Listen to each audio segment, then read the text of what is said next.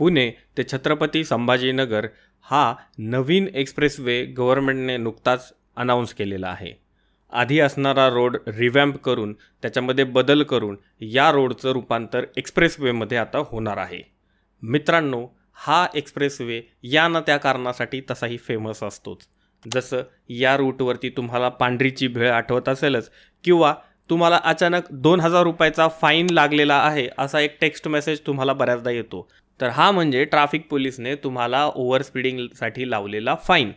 तर अशा कारणांसाठी फेमस असणारा हा रूट आता एका नव्या रूपाने आपल्याला बघायला भेटणार आहे। तर मित्रांनो, या रूटबद्दल आपण आज डिटेलमध्ये समजावून घेणार आहोत। व्हिडिओच्या शेवटी आपण हा रूट नेमका कुठल्या पार्ट्समधून किंवा कुठल्या रिजनमधून जाणार आहे त्याच्याबद्दल एक थोडीशी चर्चा करणार आहोत। तर चालू करूया पुणे ते छत्रपती संभाजीनगर एक्सप्रेसवे। मित्रांनो, या रूटची लांबी 225 किलोमीटर इतकी असणार आहे। तर हा रूट बिल्ड, ऑपरेट आणि ट्रान्सफर म्हणजे BOT या तत्वावरती बांधण्यात येणार आहे। सध्या तुम्हाला माहिती असेल की या रूटसाठी तुम्हाला 4 ते 5 तास एक वेळ अंदाजे लागतो। तर हा एक्सप्रेसवे झाल्यानंतर तुम्हाला असं म्हटलं जातं की 2 ते 2.5 तासामध्ये तुम्ही पुणे टू छत्रपती संभाजीनगर हे डिस्टन्स ट्रॅव्हल करू शकता। हा हायवे बांधण्याची जबाबदारी NHAIने महाराष्ट्र इन्फ्रा कॉर्पोरेशनला दिली आहे। यासाठी हुडकोकडून जवळजवळ 300 कोटींचं लोन देखील मंजूर करण्यात आलं आहे।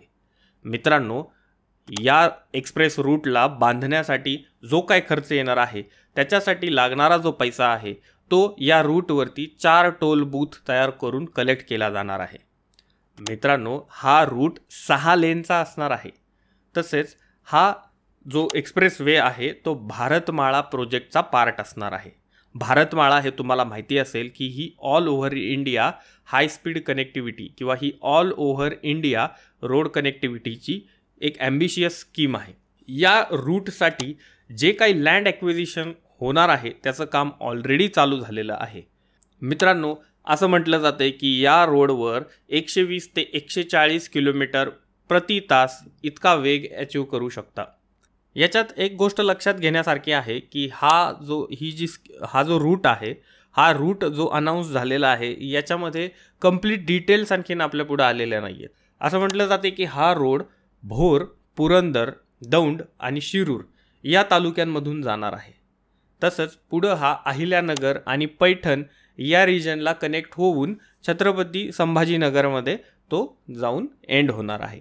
हा एक ॲक्सेस कंट्रोल्ड एक्सप्रेसवे असणार आहे। मित्रांनो, एक्सप्रेसवे तुम्हाला माहिती असेल, सध्या एक्सप्रेसवे जो आहे महाराष्ट्रामध्ये तो म्हणजे पुणे ते मुंबई, औरंगाबाद ते छत्रपती संभाजीनगर एक्सप्रेसवे हा पुढे समृद्धी महामार्गाला देखील कनेक्ट केला जाणार आहे।